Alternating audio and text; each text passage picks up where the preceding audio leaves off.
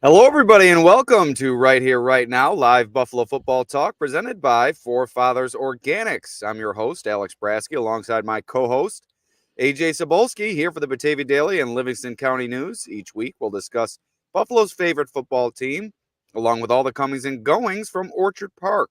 Thanks to our friends at Forefathers Organics in Dansville. Unlock the power of nature with Forefathers Organics, your premium CBD store. We offer the highest quality CBD and hemp products to liberate your mind, body, and soul, helping you live happy and free. Our mission is driven by excellence and transparency using cutting-edge scientific methods to combat stress and target issues at their source. From potent ingestible CBD to soothing topicals, all our products are USDA certified organic. Discover all natural wellness from farm to table. Visit forefathersorganics.com for more information.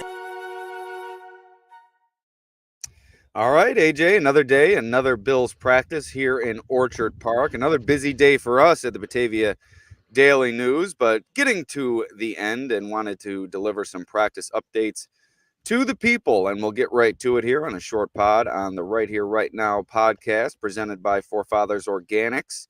Some more positive injury updates to provide for Bills fans, AJ, as safety Mike Edwards returned to the practice field for the first time since late July. This a day after Cole Bishop, another safety, returned to the practice field for the first time in several weeks. Edwards has been dealing with a hamstring injury, Bishop with a shoulder injury. Bishop remained in the red non-contact jersey today, was a limited participant during positional work, did not partake in any type of contact while wearing that red non-contact jersey, was going through tackling drills but pulling up before reaching the tackling dummy and hitting the ground with the rest of his teammates. While Mike Edwards, a full participant during positional work, neither participated during team drills, but it was good to see Edwards out there showing some burst in the secondary and coverage during positional work. Didn't really truly test that hamstring in the open field, really letting it go, but he really did a nice job showing that burst and looking good in his recovery from that hamstring injury. So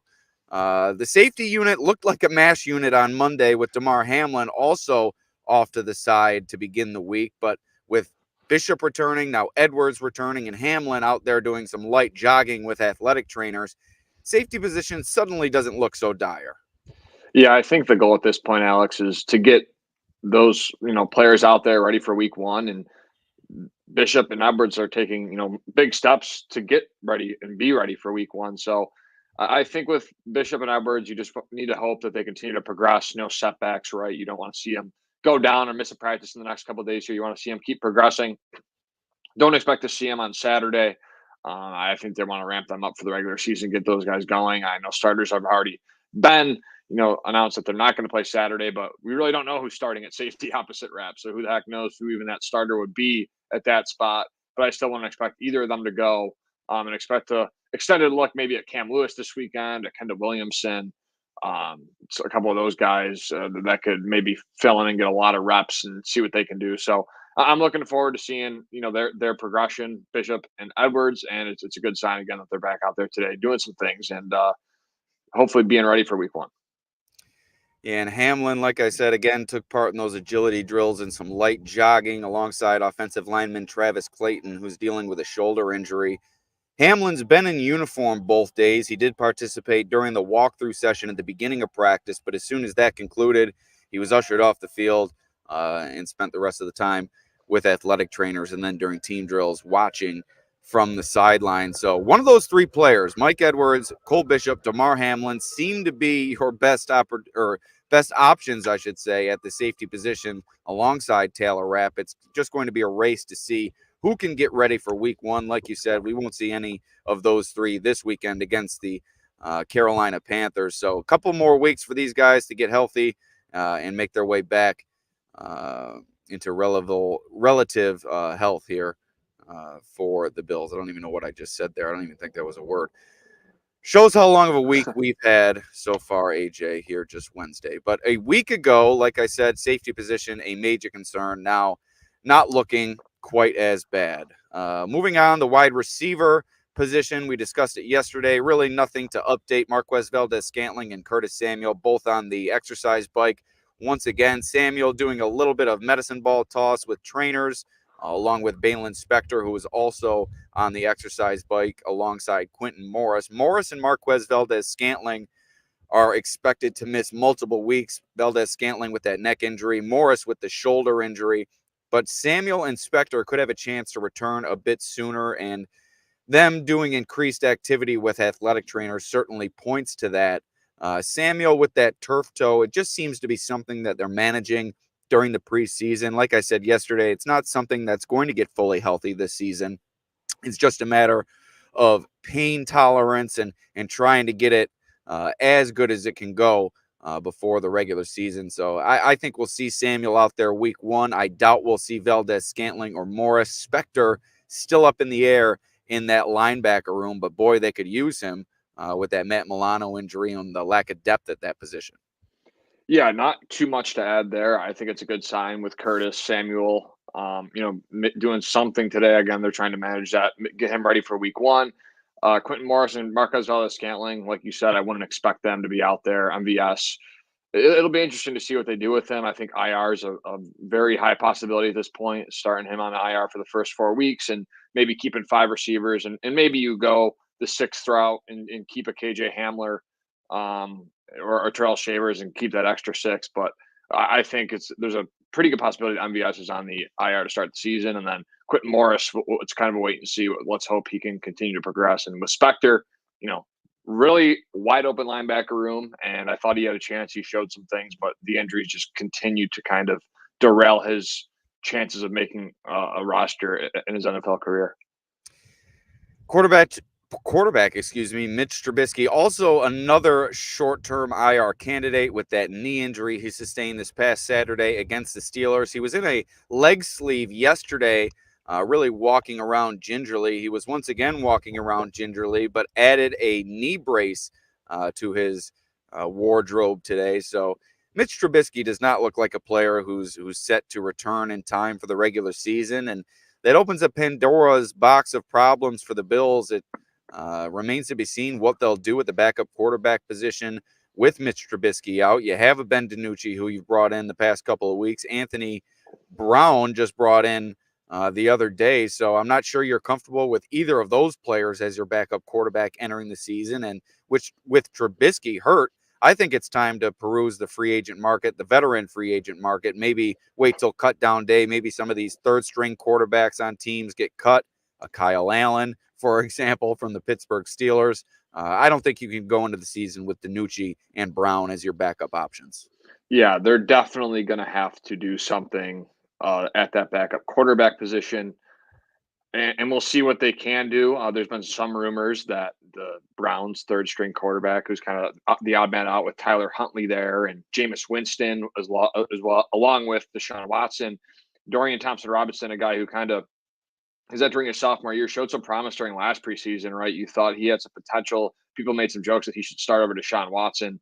And I think with Deshaun Watson, the confidence the Browns have in him, I feel like they probably need to keep 2 guys, and it feels like DTR is the odd man out. So that's a possibility to be the backup. And there's a lot of third strings. Tweets by Sneaky Joe from Jody Biasi from WGR 550.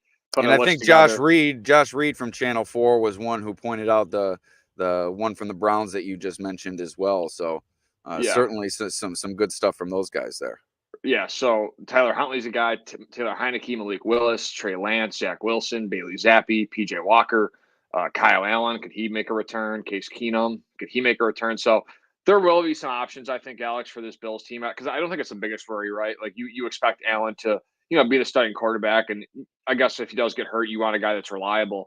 But going into the season, I think they'll have enough time from now until September to really figure out that position, which I think is probably a little bit higher on the priority list than they probably would have thought at this point in the offseason. But, you had an injury to Trubisky. He also hasn't played that well. And on top of that, you lost Shane Mouchel to that injury earlier in the preseason. And he really, he's been on IR. He's done for the year. So there really are a lot of questions at that backup spot, but they do have time. And I think they will figure it out with the cut down day coming up on August 27th at 4:00.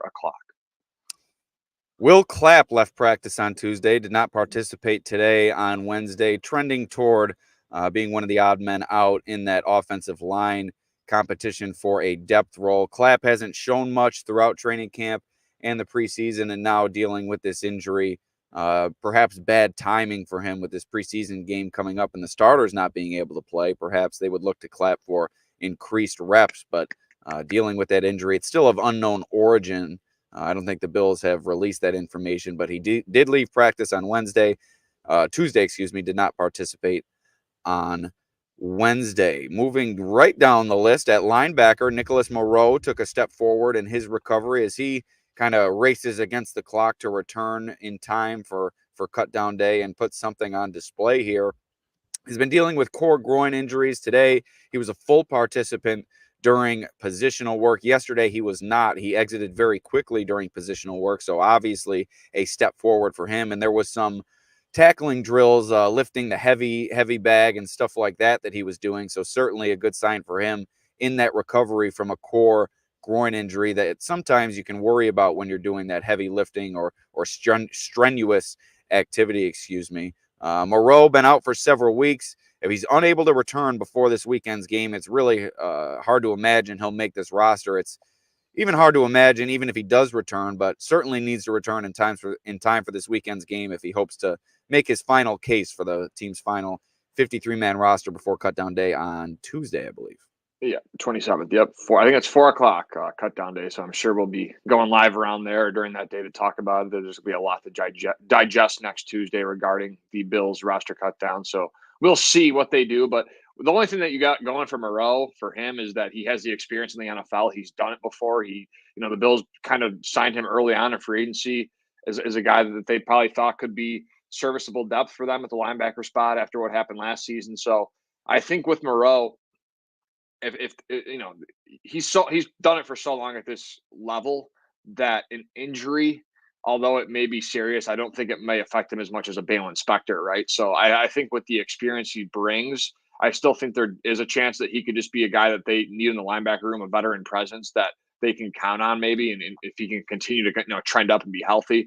But it is hard to imagine that they're going to stick him on the 53 after basically missing all of training camp and maybe not even playing in the last preseason game. So there's a lot of questions to be had before Tuesday. And I think Nicholas Moreau and that whole linebacker room is one of the big ones along with the safety room. So there's still a lot to digest, a lot for the coaching staff to kind of cinder through. And is that right? Cinder through? Sift through.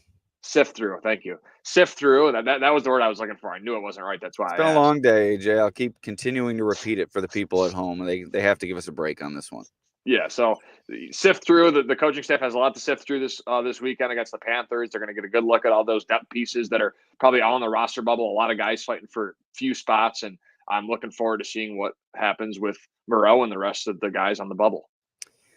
One of those guys on the bubble, as John Robert brings up before we continue our injury talk, we'll take a quick aside. Buffalo Joe Andreessen, what a performance against the Steelers. We've discussed him already multiple times, but I want your opinion. Will he make the final 53-man roster? I think it's kind of being debated right now amongst Bills fans, but for me, I think he's a near shoo-in to make the team. It's only one preseason performance, but what he put on display during that preseason performance was really hard to ignore. And at a position like linebacker, you really have to pay attention. It's not like you're a running back going up against third stringers. This is a linebacker who was playing against a lot of first teamers and making great reads on the ball, tackling in space, doing things that you look for veteran linebackers to do. And he was doing it in his first preseason start. I think it'd be hard-pressed for the Bills to leave this guy off the roster, especially with Moreau being injured throughout training camp. Deion Jones has not shown much throughout training camp either. Not much depth, at least quality depth, in my opinion, at the linebacker position. They brought some names in this offseason, but I don't think it's really materialized that way. If Andreessen can step in and continue this incredible story that he has going, I think that would not only be a boon for the Bills in terms of public relations, having a Buffalo guy perform for the team. I think it would be a boon for them performance-wise, the way this guy put on a show this past Saturday. Yeah, I think Bobby Babbitt said it best before practice today at his pre-press conference and talked about, he was great, talked highly of Buffalo Joe, but then kind of reiterated the fact that to be a pro in this league, you have to do it consistently. And I think with a guy, comes in as a tryout player, makes the team, then goes out there in a first preseason game, balls out, tackling Justin Fields in open space, taking down Najee Harris, detaching himself from 300-pound offensive lineman to close gaps and make it harder for the running back to hit those lanes. I think you have to see that consistently with him. Right now, with all the injuries at the position, I'd probably say he has a good chance. I'm not going to say he's going to make it. I really don't know at this point if he's going to make it because I'm just so confused right now with the linebacker carousel and what they're going to do there. So I would lean yes right now because of his performance, but I mean, the problem is you risk if you lose him and he doesn't make this team, you can't keep him to your practice squad right away because he was a tryout. So he automatically goes and any team can sign him. So that's kind of the risk, they're going to have to outweigh. And going back to Moreau and Jones, do they value veteran leadership that's done it over a guy that, okay, he was a walk-on. He had a couple, good preseason games or one really good preseason game. Do we really want to bank on that in a situation during the regular season where, Terrell Bernard goes out or, someone, and you got to count on Joe Andreessen in the regular season? I just don't know if they're there yet, but time will tell with them. I think with what he's put on film and what he did last weekend, there's really, he's the buzz of the town for a reason. And he's deserving of this conversation for what he did on Saturday. A little bit more than halfway through this pod. I should have done this already, but let's thank our sponsor, Forefathers Organics in Dansville.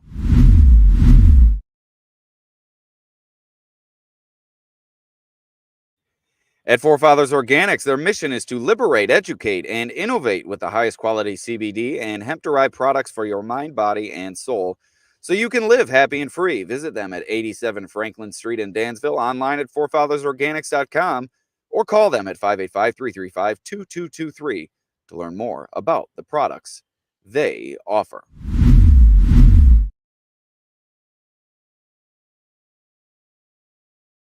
All right, AJ, just one final update. Casey Toohill, who I've really failed to keep an eye on over the past couple of days.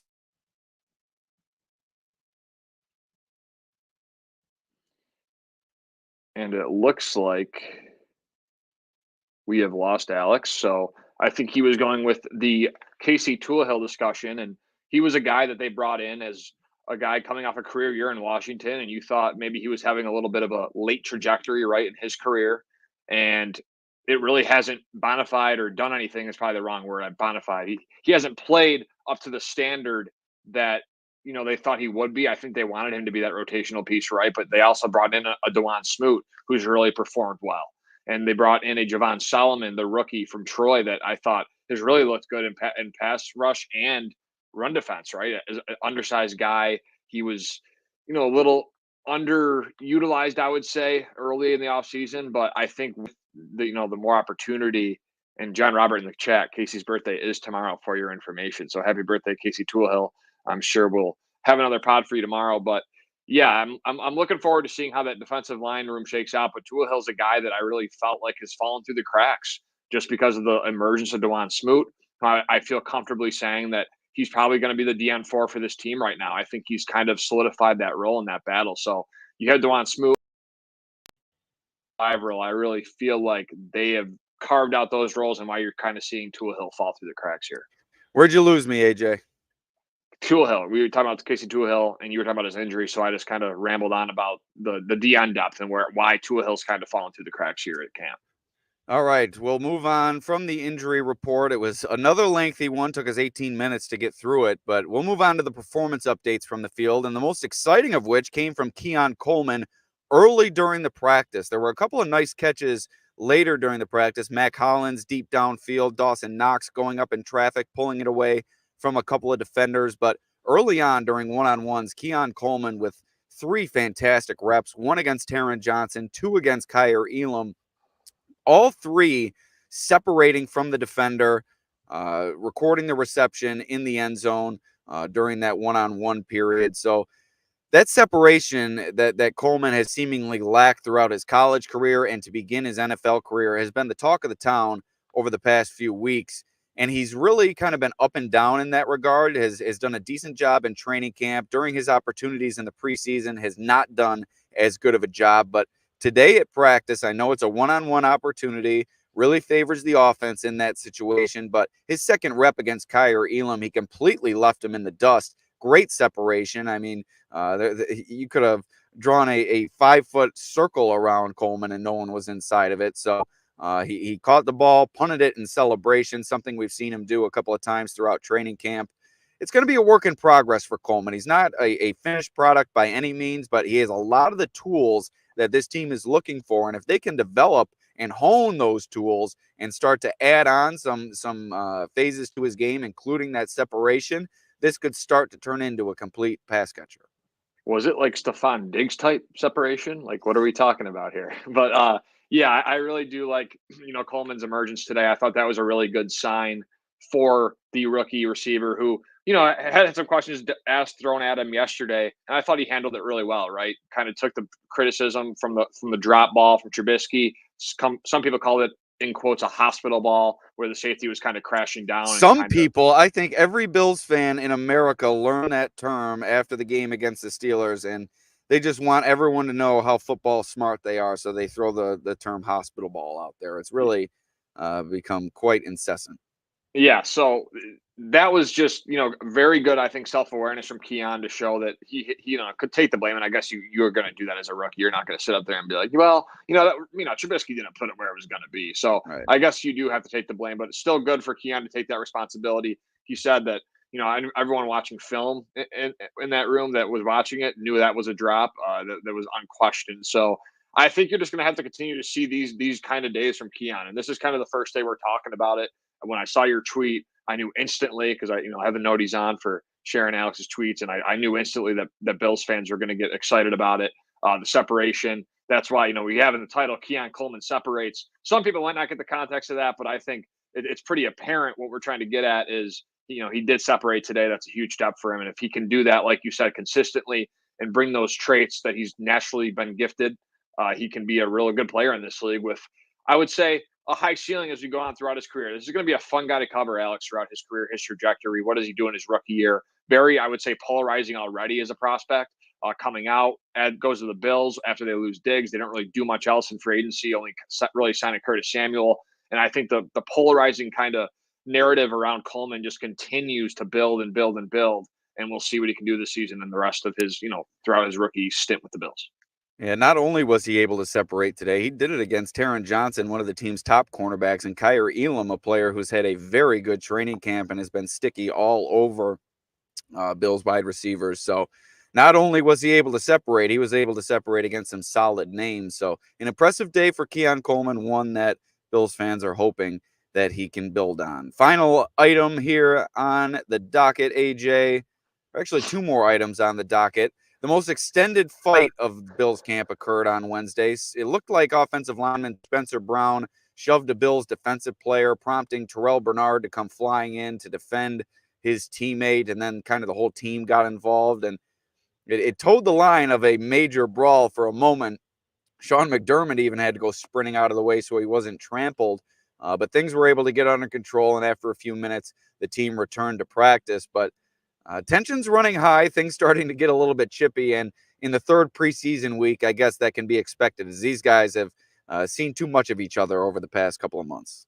Yeah, fights are good, I think, right? Sometimes, maybe not all the time, but I think they bring the competition. It makes those players fiery. There were a couple skirmishes during camp, right, where you saw some guys go at it. So you're playing against these guys all for the last 4 weeks now almost, and I think that kind of breeds some things to happen. It's a violent game, violent sport. You think, you're kind of stand with your side, right? Offense, well, I'm going to defend my offensive guys. Defense, I'm going to defend my defensive guys. And if you do something dirty or I see something, I'm not going to be afraid to do something about it. So I think you have that's just how the NFL is. Football in general is. It's just a very unique sport in that fashion.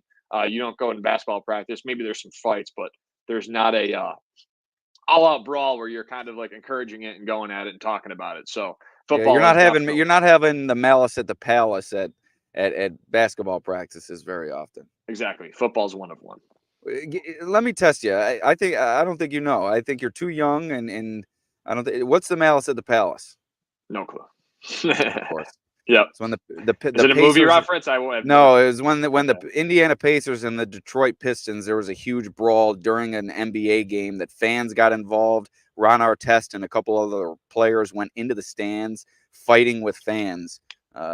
Just kind of wanted to bring that up and kind of bust your chops on that. I knew you wouldn't know what that was. No. But anyway. Can't play Pistons. I know that. Right. Moving along, the final item of note here. Wednesday, another rough day for kicker Tyler Bass. Finished 4 of 7 on his field goal attempts, a second consecutive day that he was 4 of 7, so 8 for 14 over the last 2 days. He missed kicks today from 42, 47, and 40. He made his kicks from 28, 40, 33, and 48. Both Sean McDermott and general manager Brandon Beane have been paying very close attention to the entire field goal operation the past couple of days at practice. I think some concern is starting to grow within Bills country with Tyler Bass day after day remaining inconsistent at practice. I saw someone tweet me today that you could pull off a kicker off the street and have him go 4 for 7 at practice, and that kind of rings true. I think for Tyler Bass, a player that you paid a bunch of money to, you're expecting him to be a little bit more consistent and really quell some of the concerns that have ramped up throughout the offseason. Instead, he continues to ramp those up.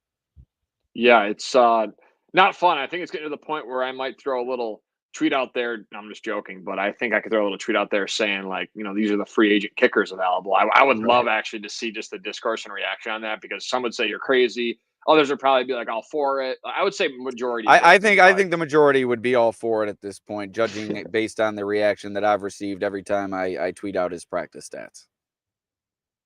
We lost you, AJ. Can't hear you anymore. As AJ scrambles to get his audio back. I'm back. My AirPods are currently not alive anymore. It's been a long we retired. We've retired the Chromebook almost. I think it might be time to retire the AirPods as well. A lot in the works here on the Right Here Right Now podcast, otherwise known as the Technical Difficulties podcast. Yes, absolutely. But yeah, I think it's with Bass. It's just been every day, Alex. It's been a problem. He's been missing kicks, 2 to 3 kicks a day, and there's really concern, and I keep reiterating it, and I'll keep reiterating it, is once the regular season comes, if this still is an issue, there's going to be some major conversations needed to be had about Tyler Bass's future as a Bill. All right, before we get out of here, once again, a word from our sponsor, Forefathers Organics in Dansville. Unlock the power of nature with Forefathers Organics, your premium CBD store. We offer the highest quality CBD and hemp products to liberate your mind, body, and soul, helping you live happy and free. Our mission is driven by excellence and transparency, using cutting-edge scientific methods to combat stress and target issues at their source. From potent ingestible CBD to soothing topicals, all our products are USDA certified organic. Discover all natural wellness from farm to table. Visit forefathersorganics.com for more information. All right, AJ, that's going to do it. Bills return to the practice field on Thursday, 11:30 a.m. Sean McDermott will speak with the media at 11 a.m. And then the last preseason game this Saturday at Highmark Stadium against the Carolina Panthers, Kids Day, at 1 p.m. That's going to do it for us. We'll see you next time. Peace out.